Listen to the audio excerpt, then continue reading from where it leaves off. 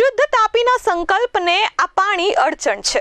તાપી નદીમાં ગટરનું સીધું ગંદુ પાણી છોડવામાં આવતું હોવાને લઈ લોકોએ હવે સવાલો ઉઠાવ્યા છે અને જો ઇન્દોર જેવી ઘટના બનશે તો જવાબદાર કોણ તેવા સવાલો કર્યા છે।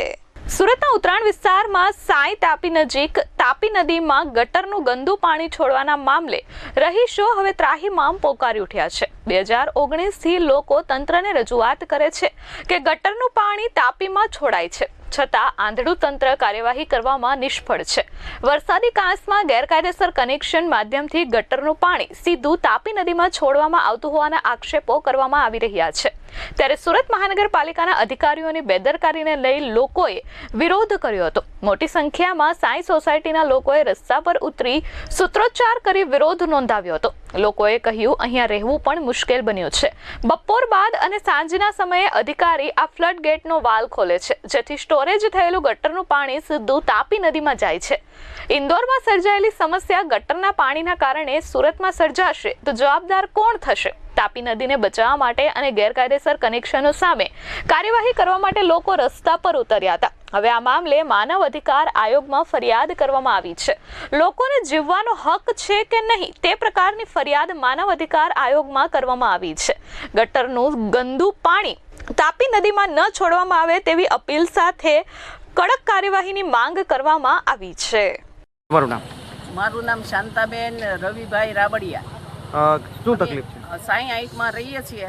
અહીંયા જે ગટર તમે 5-6 વર્ષ પહેલાં બનાવી છે એને પાણી નિકાલ માટે બનાવી હતી, અત્યારે બધી રેસિડેન્ટ ગટર અંદર ભેળવી દીધી છે અને એની તીવ્ર દુર્ગંધ આવે છે। તો એનો કંઈક સોલ્યુશન લાવો। તમારે એટલું નથી નવરાઈ મળતી, અમારે ક્યાં સુધી આ બધું સહન કરવાનું રહે? એટલે એ વહેલી તકે આનું નિકાલ લાવી દો। કેવી તકલીફો પડે અહીંયા? કેટલી તકલીફો પડે છે? તકલીફ એટલી દુર્ગંધ આવે છે કે આ બાજુ હલાતું નથી, એટલી દુર્ગંધ આવે છે। એમાંય તે બપોર પછીની દુર્ગંધ તો બહુ સખત આવે છે। અધિકારીને શું કહેશો? હા, અધિકારીને શું કહેશો? હા, એને જગાડવાના છે। જો ઊંઘી ગયા હોય તો વહેલી તકે જાગો, નકર વોટ ઉઘરાવા આવશો ને તઈ તમને જગાડશું। મારું નામ રમેશભાઈ ઠુમર છે।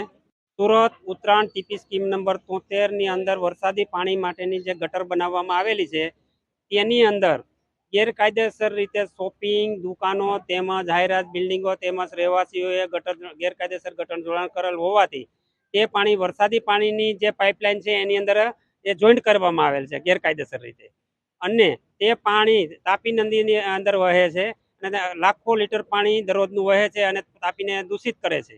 અને એ પાઇપલાઇનની અંદર ફ્લડ ગેટ બનાવવામાં આવેલ છે વરસાદ પાણીના, એની અંદરથી તીવ્ર દુર્ગંધ આવે છે અને આસપાસના વિસ્તારોને બહુ તકલીફ પડે છે।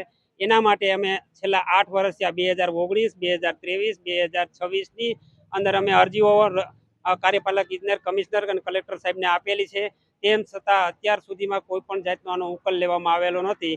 તો આ દૂષિત થતી તાપી નદીનો જે ઇન્દોર જેવી ઘટના ન બને તે માટે અમે વિનંતી કરીએ છીએ અને તીવ્ર દુર્ગંધ અને જે દૂષિત તાપી થાય છે તેને તાત્કાલિક ધોરણે દૂર કરવું જોઈએ એવી અમારી વિનંતી છે। મારું નામ હિતેશ જાસોલિયા છે।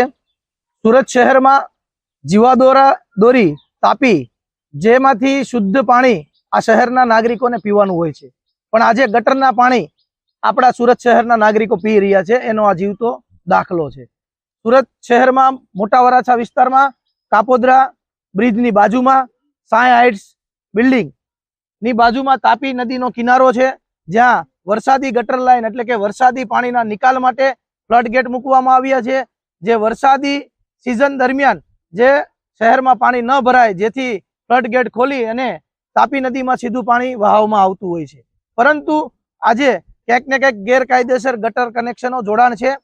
જે ગટર કનેક્શનના જોડાણ બાબતે 2019થી આ સ્થાનિક રહેવાસીઓ સાંઈ હાઇટ્સના બિલ્ડિંગના આજુબાજુના રહેવાસીઓ હજારોની સંખ્યામાં 2019થી અસંખ્ય ફરિયાદો કરતા આવ્યા છે, પરંતુ આજ દિન સુધી હજુ કોઈ નિરાકરણ આવ્યું નથી અને તાપી નદીમાં ગટરના પાણી સીધા જ તાપી નદીમાં જાય છે।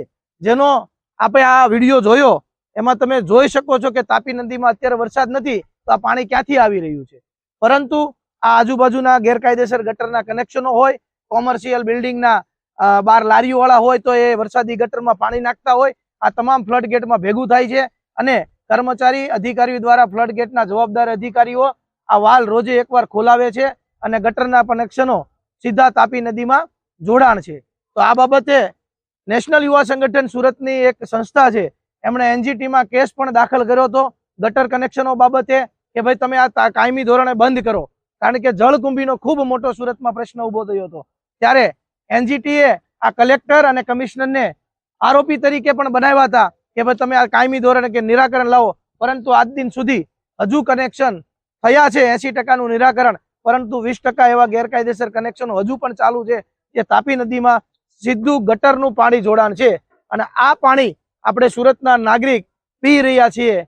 આ ખૂબ ગંભીર પ્રશ્ન છે. તો માનવ અધિકારમાં અમે આ સોસાયટી વતી અમે માનવ અધિકારમાં ફરિયાદ કરી છે કે દરેક આ વિસ્તારના લોકોને જીવવાનો અધિકાર છે.